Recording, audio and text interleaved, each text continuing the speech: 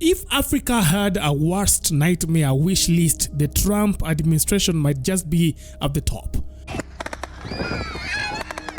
While some hail Donald Trump as a political maverick, a disruptor-in-chief, or even a visionary, a growing number of Africans are seeing something else entirely. A leader whose policies seem to be fueled by outright contempt of the African continent. In the African nation of Lesotho, which nobody has ever heard of. Take for instance the latest jaw-dropping reports. The US, in coordination with Israel, is allegedly eyeing Africa as a convenient human dumping site. That's right. Trump's grand post-war solution for Gaza reportedly involves relocating millions of displaced Palestinians to African nations. Diplomats from Washington and Tel Aviv have already been in a hush-hush discussions with Sudan, Somalia, and Somaliland, trying to sell the idea of turning these three nations into the new home for uprooted Gazans. I want to thank President Trump for his unwavering support for Israel. Netanyahu, whoever the loyal Trump ally, has called this a bold vision, but from where Africans are standing, this smells a lot more like an outrageous geopolitical insult. The notion of resettling an entire population of 2 million Palestinians without their consent in an already struggling and conflict-ridden African nations reeks of neo-colonial arrogance. Now, if these plans moves forward, critics warn it could be a tantamount to ethnic cleansing. مستحيل هذا الكلام مستحيل. This is impossible, impossible. No one would be willing to leave their homeland and emigrate. It is impossible. We die in our land and will not leave. My response, I will remain in this country and on this land. If I die, I will die here and not leave Jabalia. I will not leave Jabalia camp. In true Trump fashion, this isn't just a humanitarian crisis. It is a business opportunity. According to reports, the US president envisions the USA taking ownership of Gaza, overseeing a massive cleanup operation and transforming it into a shiny new real estate venture. Forget centuries of Palestinians' history, the devastation of war, or the international legal nightmare. Trump wants Gaza repackaged, redeveloped, and likely rebranded as a prime beachfront property. Anything, we're going to have it, and we're going to keep it, and we're going to make sure that there's going to be peace, and there's not going to be any problem, and nobody's going to question it, and we're going to run it very properly, and eventually we'll have economic development at a very large scale, maybe the largest scale on that site. Meanwhile, African nations, many of them already grappling with poverty, instability, and internal conflicts, are left to absorb the human costs of this grand design. Now, critics argue that this is nothing short of an attempt to offload a humanitarian crisis onto nations with neither the resources nor the infrastructure to handle it.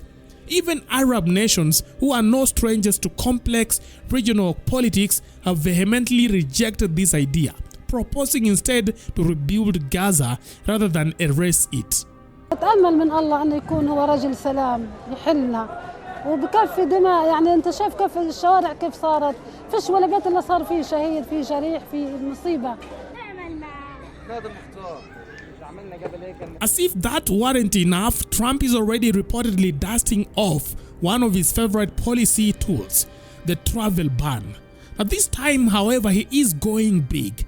A leaked draft circulating on social media suggests that nearly half of Africa could be locked out of the United States under a new three-tiered ban. And the proposed system divides nations into red, orange, and yellow categories.